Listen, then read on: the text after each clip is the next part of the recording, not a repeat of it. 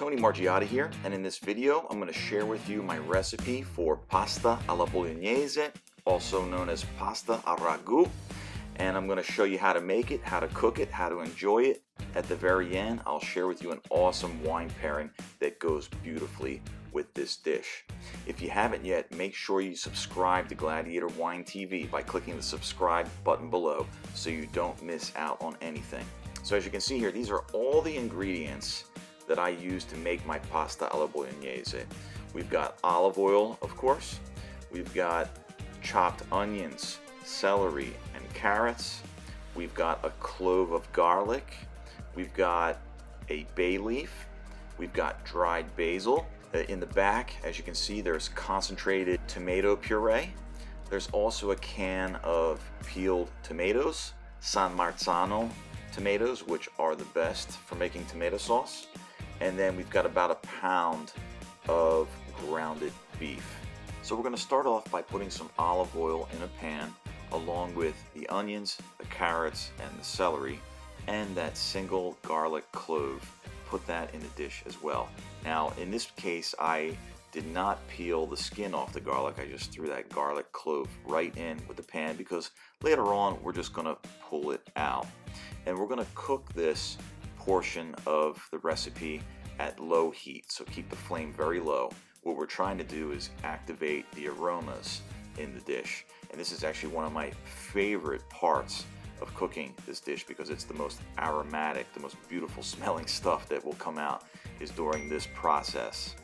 Once we've done this for about 15 minutes or so, we're going to toss in the grounded beef, and once we do that, we'll go up to medium heat. This is very, very important, switching the levels of heat.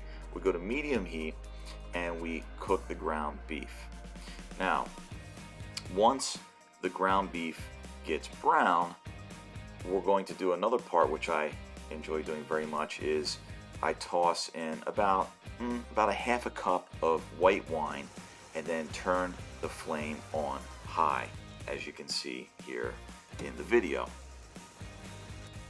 And once the white wine has evaporated, at that point I'm going to toss in the passata, which they call in Italian, which is the tomato concentrate.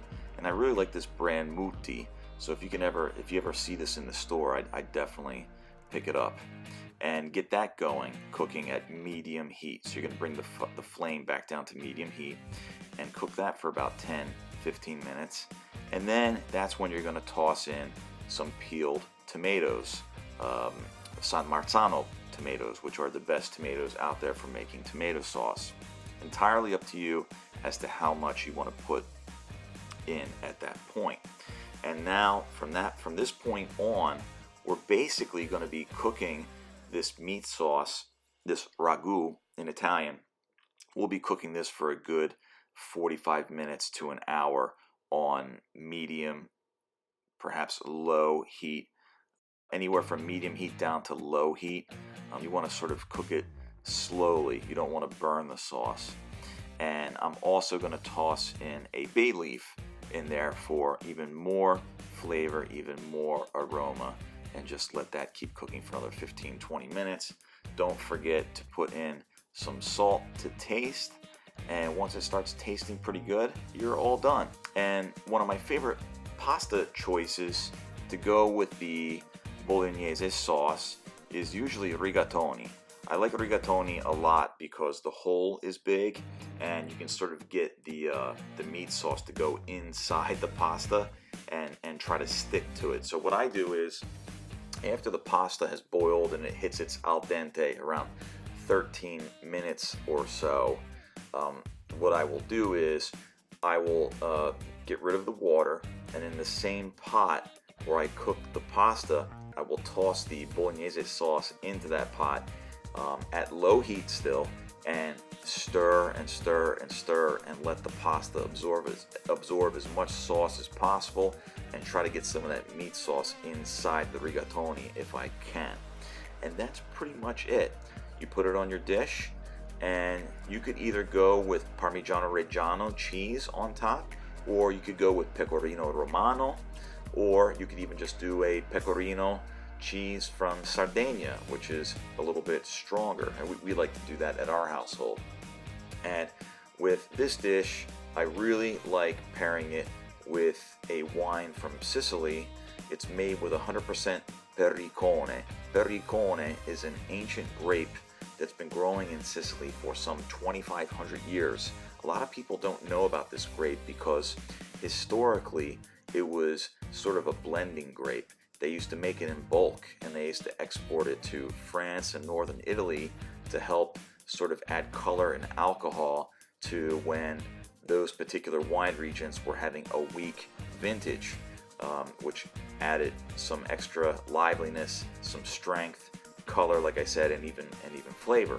It wasn't until about 2007 where this small estate winery called Castel Lucignano decided to make a 100% 𝐵𝐴 wine and prove to the whole region that you could make a fine wine with it.